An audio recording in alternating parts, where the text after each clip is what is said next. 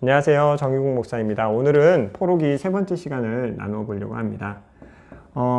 포로기라고 했을 때 이스라엘 백성들이 이제 1차, 2차, 3차에 걸쳐서 바벨론 포로로 끌려가거든요. 근데 그 배경을 좀 우리가 이해할 필요가 있을 것 같아요. 이스라엘 백성이 이 포로로 끌려가기 되는 이유는요, 사실은 결정적인 계기를 했던 것은 므낫세 왕입니다.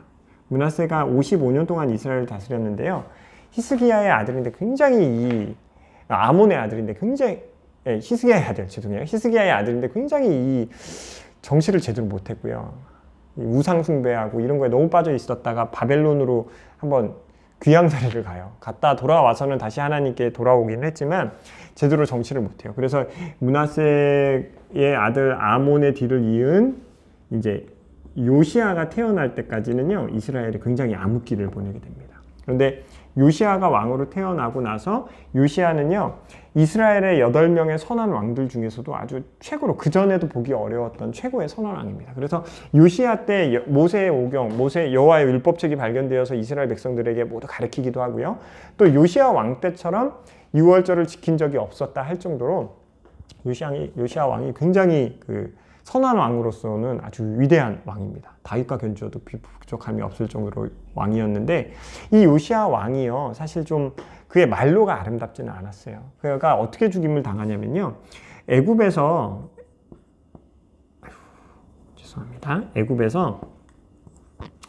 그 바벨론하고 전쟁을 하기 위해서 이 무기또라는 데를 지나가게 돼요. 무기또를 지나가는데 이 요시아 왕이 이 애굽 바로 왕 느고를 막아서는 거예요. 그래서 거기 나갔다가 죽임을 당해요. 화살에 맞아가지고 죽임을 맞게 되는, 좀 끝이 조금 우리가 보기에는 좀 불쌍한, 아주 선한 왕이었음에도 끝이 아름답지 못했던 불쌍했던 왕이 요시아입니다.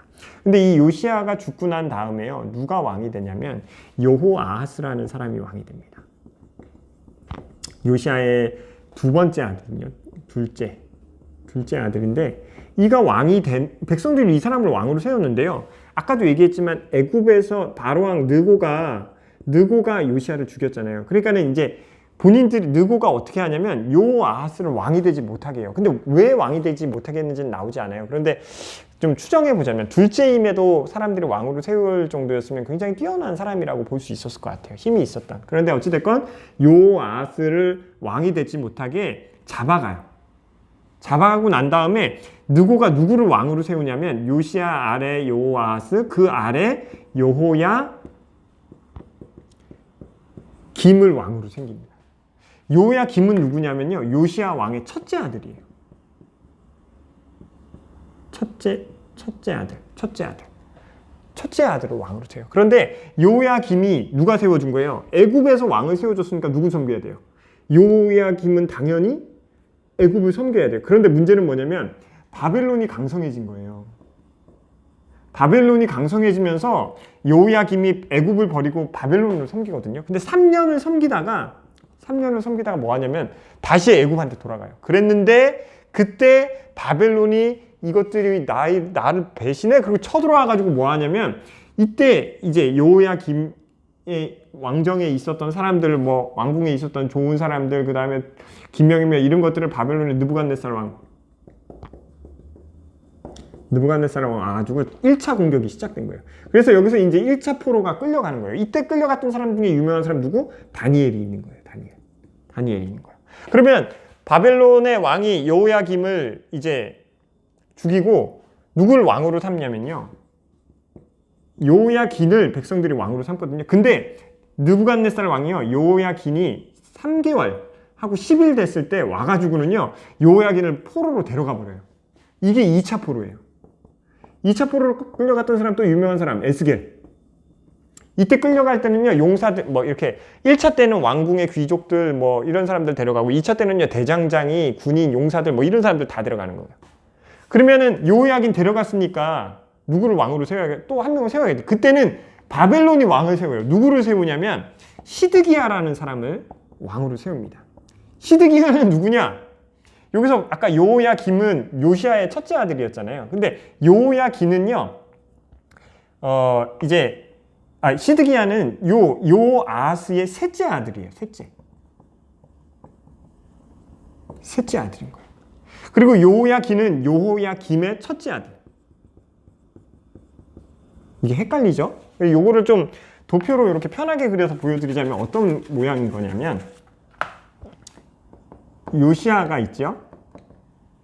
요시야가 있고 그의 세 아들이 있는 거예요. 첫째가 누구냐면 아까 얘기했던 요호야김. 그리고 둘째가 누구예요? 요호아하스. 그리고 셋째가 시드기야인 거예요. 이렇게 세 명의 왕이 있고, 요호아하스 이제 여호야김의 아들 여호야긴이 여기 있는 건 거죠. 잠깐 왕으로 여기 딱 꼈던 건 거예요. 19대 왕, 20대 왕, 이렇게 20명의 왕이 있었으니까 이렇게 되는 건 거거든요. 근데 요 세 번째로 요 시드기야 시대 때 시드기야가 또 뭐 하냐면 바벨론을 배신해요. 그래서 또 쳐들어온 거예요. 그래서 3차로 들어와 가지고 끌려가는데, 요때 끌려가는 사람들은요 그 집 빼고 다 잡아가요.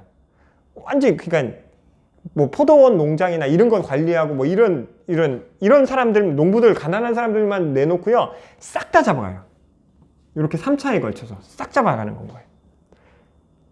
이런 배경 속에서 잡혀가는데, 이 바벨론에서 이들을 잡아가면서도요 이들에게 좀 이게 북이스라엘이 멸망당했을 때보다 좋았던 건 뭐냐면 민족 수용 정책, 문화 수용 정책을 펴가지고요 이들이 바벨론에 끌려가서도 그들 중에서 능력 있는 사람들은요 아주 요직에 앉히기로 해요. 대표적인 사람이 다니엘이죠. 그리고 또 이 세 차례에 걸쳐서 끌려가서 그들이 그 땅에 가서도요 자신들의 종교나 여호와 하나님을 섬기는, 예배하는 것들을 다 지킬 수 있도록 바벨론이 그렇게 문화 수용 정책을 펴서 이들이 유대인들끼리의 혈통과 이런 것들을 지킬 수 있어서 이들을 통해서 하나님이 예수 그리스도가 태어나시게 하는 그 길에 이들을 잘 사용하시더니. 근데 재미있는 사실은요, 우리가 한 가지 기억해야 되는 거, 이 세 명, 이 3차 포로 중에서 언제 이스라엘이 마지막으로 이제 성전이 문을 닫게 되냐면요, 요 3차 시드기야 때요. 요게 BC 586년이거든요. BC 586년. 이때 무슨 일이 일어나면요, 성전이 파괴돼요. 성전이 파괴되는데, 처음에 포로로 끌려갔던 거는 605년이에요. BC 605년이고, 두 번째 포로로 끌려갔던 건 BC 597년 이렇게 됩니다. BC 597년. 1차, 2차, 3차가 나눠가는 게 이 연도로 따지면 이렇게 돼요.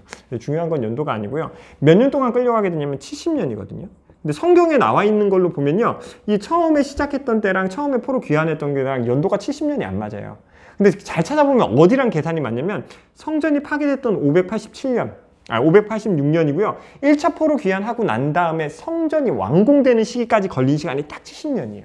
그러니까 이게 뭘 뜻하는 거냐면, 이스라엘 백성들의 근간은 뭐냐면 성전, 즉 여호와 하나님의 임재, 여호와 하나님과의 동행에 있다는 거예요. 그들이 이스라엘의 성전이 무너진 때가 뭐냐면 진짜 포로기가 시작된 것이고, 다시 포로 기간이 끝나고 돌아와서 다시 진짜 하나님의 이스라엘 백성을 회복하시기 시작한 건 언제부터냐면 성전이 회복되고 나서부터라는 거예요. 그래서 이 70년의 포로 기간을 그런 식으로 보고 있습니다. 그런데 자, 이렇게 장황하게 설명을 했지만 중요한 건 뭐냐?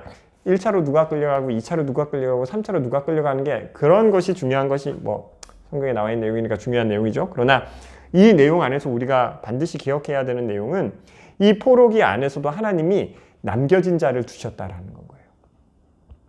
노예로 다 끌려가고 힘드니, 뭐 물론 바벨론에서 잘하면 좋은 요직에 앉을 수도 있었지만 자기 본토 아비집, 그 다음에 자기 민족들이 살던 그 땅을 빼앗기고 떠나간다는 것 자체가 사실 나쁜 사실이잖아요. 그럼에도 불구하고 하나님이요, 남겨진 자, 시온에 남겨진 자들이 있게 하신다라는 거예요. 그래서 이사야서 6장에 보면요, 그 하나님이 이사야를 만나서 그 이사야가 여호와의 회의에 참여하게 되어서 뭐 나는 죽게 되었다 이렇게 얘기하면서, 하나님이 이제 이사야에게 너가 말씀을 선포해라, 이스라엘 멸망하게 할 거다, 이런 얘기를 하면서 이사야가 하나님께 물어요.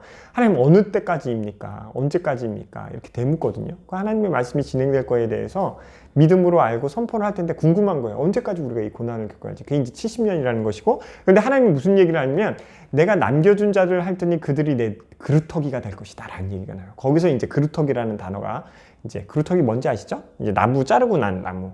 밑에 뿌리가 남아있는 거기를 통해서 하나님 다시 하시게 됐다라는 건 거예요. 근데 그 그루터기가요, 남아있는 그 황폐화된 유다 땅에도 그루터기가 있었지만 포로기로 끌려갔던 사람들 중에서도 그루터기들이 있었던 거예요. 왜냐하면 다시 돌아와서 이스라엘을 회복하는 데 쓰임받는 사람. 포로기로 끌려갔다가요, 돌아오는 사람이 5%에서 10%로 봅니다. 그러니까 다 돌아온 게 아니에요. 사실 에스더도 돌아오지 않았던 사람이죠. 그러니까 포로 귀환, 1차 포로 귀환하고 2차 포로 귀환 사이에 있었던 일이 에스더의 이야기거든요. 다음 시간에 하겠지만 그런 이야기들이에요. 그래서 여러분, 우리가요, 그 남겨진 자, 남긴 자의 사상, 그러니까 하나님이 어떤 고난 가운데 있을 때에도 하나님이 택하시고 뭐한 사람? 다시 쓰시기 위해서 준비하는 사람들이 있다는 거예요. 그런데요, 오늘날 우리 교회 공동체, 한국 교회 공동체뿐만 아니라 모든 신앙인들, 우리 한국뿐만 아니라 전 세계에 있는 신앙 공동체 중에서 내가 어떤 사람인지 한번 점검해 보셨으면 좋겠어요. 우리가 진짜 녹록지 않은 세상 가운데 살고 있거든요. 자본주의와 어떤 그런 만문의 영이 지배하고 있는 이 시대 가운데서요, 우리가 진짜 남겨진 자들로 잘 준비되는 자들이 되었으면 좋겠거든요. 어떻게 준비되어야 될까요? 끝까지 하나님의 말씀 앞에 붙들리는 자예요. 세상과 같은 방식으로 살지 않는 사람이 되어야 된다는 거예요. 여러분, 우리가 가지고 있는 모든 것이 다 하나님의 것이죠. 그리고 또 우리의 삶도 내 것도 가지고 있는 것뿐만 아니라 내 자체가 하나님의 것이죠. 내가 하나님께 드려진 자의 삶을 세상 가운데 어떤 방식으로 보여줄지를 우리가 고민해 봐야 돼요. 하나님이 이스라엘 백성들에게 말씀을 맡기시면서 그 신명기의 말씀과 레위기 말씀과 레위기, 민수기, 신명기 말씀을 통해서 이스라엘 백성들이 하나님께 율법을 받잖아요. 근데 그 율법을 통해서 살펴보면요, 사실 좀 이해가 안 되는 부분이 있어요. 특별히 음식법 같은 걸 보면 왜 하나님이 돼지고기 못 먹게 하시지? 그에 대해서 명확하지 않아요. 돼지가 더러워서 뭐 여러 가지 이론들이 있지만 하나님이 그것들을 먹지 말라고 하신 이유는요, 그때 세상 사람들은 다 먹고 다 즐기지만 이스라엘 백성들이 뭐 하라는 거예요? 너희가 그거를 먹지 않음으로써, 먹지 않는 행위를 함으로써 하나님의 자녀들이 다르다, 하나님의 자녀들이 먹지 않는 것을 너희 자체가 하나님의 자녀인 것들을 그들이 보게 하라는 거예요. 그러면 그 먹지 않는 사람들의 삶이 어때야겠어요? 발라야겠죠. 그럼 오늘도 마찬가지예요. 우리가 오늘 자본주의 시대에 살아가면서 세상 사람들이 돈 버는 방식과 똑같은 방식으로 돈 벌기를 원하시는지 고민해 봐야 되는 거예요. 법 안에서도, 법을 어기지 않으면서도 돈을 버는 것이 방법들이 있겠죠. 그런데 그것이 하나님이 기뻐하시는 방식인가는 한번 고민해 봐야 돼요. 그것이 우리가 세상과 사람들과 구별되어질 수 있는 방법이기 때문에 그렇습니다. 먹는 거에 있어서는 우리가 자유하잖아요. 그런데 먹는 거, 옛날에 우리 기독교 그 초대, 1900년대 초대에 평양 대부흥 있었을 때요, 다 사라졌던 게 있어요. 술집이 다 문을 닫았대요. 하나님 믿으면서부터. 뭔 거예요?